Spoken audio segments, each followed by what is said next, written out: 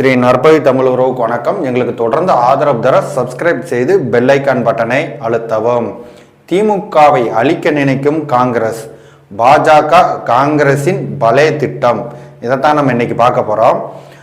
மதன் ரவிச்சந்திரன் ஒரு 2 நாட்களுக்கு முன்னால் ஒரு வீடியோ ஒன்று வெளியிட்டிருக்கிறார். மதன் ரவிச்சந்திரனா யாருன்னு உங்களுக்கு தெரியும். ஸ்டிங் ஆப்ரேஷன் என்ற பெயரில் ஒருத்தருக்கு தெரியாமல் அவர் வீட்டுக்குள்ளேயே புகுந்து வீடியோ எடுத்து வெளியிடக்கூடிய ஒரு கேவலமானவர் தான் இந்த மதன் ரவிச்சந்திரன். சரி, அவரை அப்புறமா நம்ம பார்ப்போம். இந்த மதன் ரவிச்சந்திரன் ஒரு வீடியோ யூடியூப்ல வெளியிட்டிருக்கிறாரு. அது அவர் முக்கியமாக சவுக்கு சங்கர் அவர் சம்பந்தமான வீடியோ ஆடியோ அந்த யூடியூப்ல வெளியிட்டிருக்கிறாரு.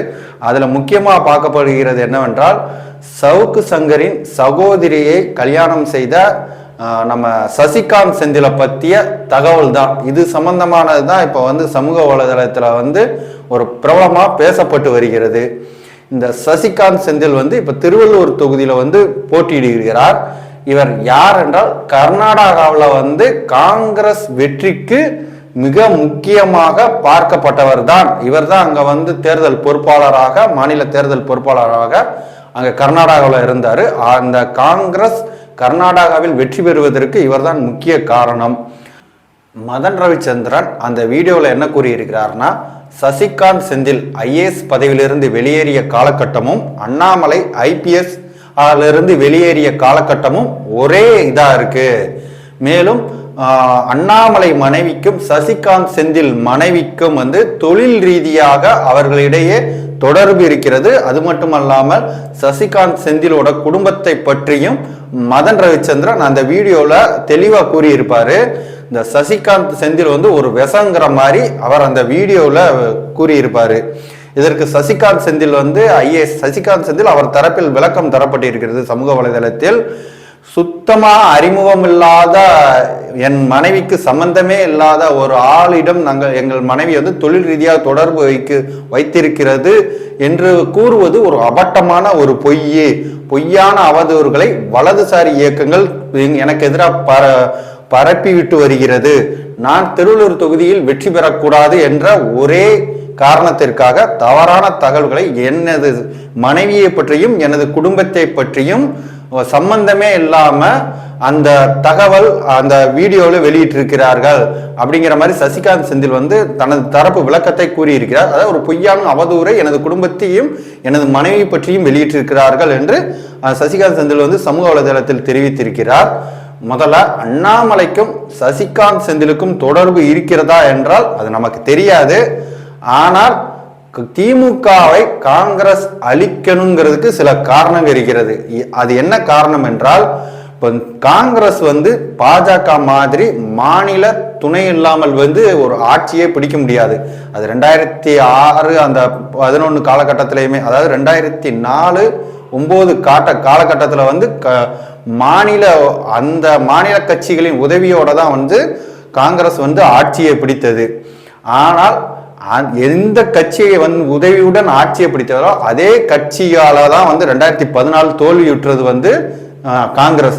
திமுகவின் 2G ஊழல் வழக்கால தான் 2014 காங்கிரஸ் மிகப்பெரிய ஒரு தோல்வியை தழுவியது. நிறைய ஊழல் பண்ணியிருக்கு.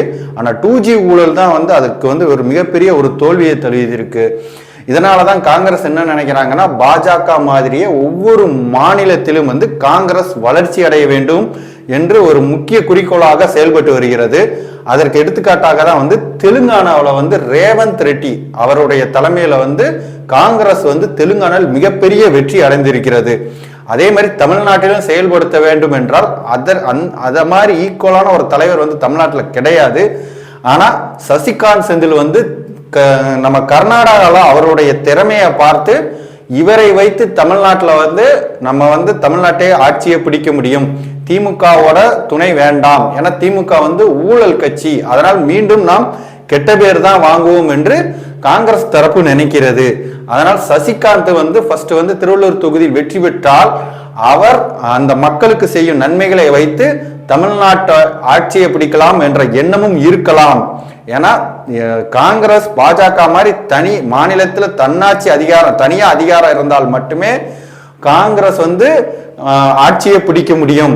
இப்ப இல்ல, 2024 முடியாது, 2029 எந்தவித மாநில துணையுடன் இல்லாமல் தனியாக ஆட்சியை ஜெயிக்க வேண்டும் என்று காங்கிரசுக்கு எண்ணம் இருக்கிறது.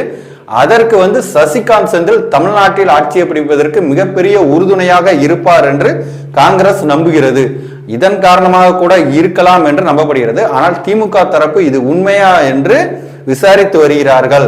அவர்கள் உளவுத்துறையை வைத்து சசிகாந்த் செந்தில் ஏற்கனவே விளக்கம் கேட்கப்பட்டு இருக்கிறது. சசிகாந்த் செந்தில்கிட்ட இது சம்பந்தமான இந்த வீடியோ சம்பந்தமாக விளக்கம் கேட்கப்பட்டு இருக்கிறது. அதை மட்டும் நம்ப முடியாது. ஆனால் சசிகாந்த் சொல்வதை மட்டும் நம்ப முடியாது. திமுக தரப்பும் தனது உளவுத்துறையை வைத்து சசிகாந்த் செந்தில் அவரை சுற்றி இருக்கும் அந்த திட்டம் எல்லாமே உண்மையா என்று கண்டிப்பாக வந்து திமுக விசாரிக்கும். ஆனால் திமுக அழிந்தால்தான் பாஜக காங்கிரஸ் வளரும் என்பதே உண்மையான யதார்த்தம். நன்றி, வணக்கம்.